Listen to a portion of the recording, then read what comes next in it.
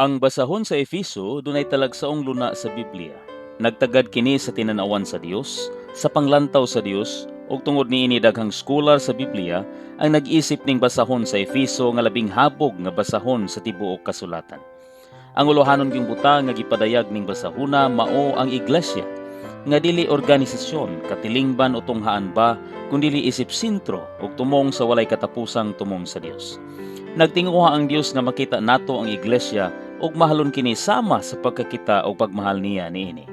Apan aron makabato niini nga tinanawan, kinahanglan manaata sa habog nga dapit sama sa nahimutangan sa Dios diha sa kalangitan aron makita ang nakita sa Dios.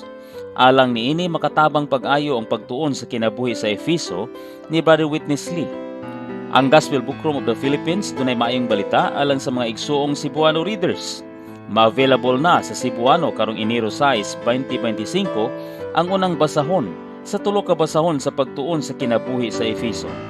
Aron makaangkon kag kopya, i-scan lang sa imong cellphone ang QR code sa screen o duawa ang Facebook page nga Gospel Book Room of the Philippines o ang website nga www.gbpi.org.ph o i-search ang pre-order o i-check out kini.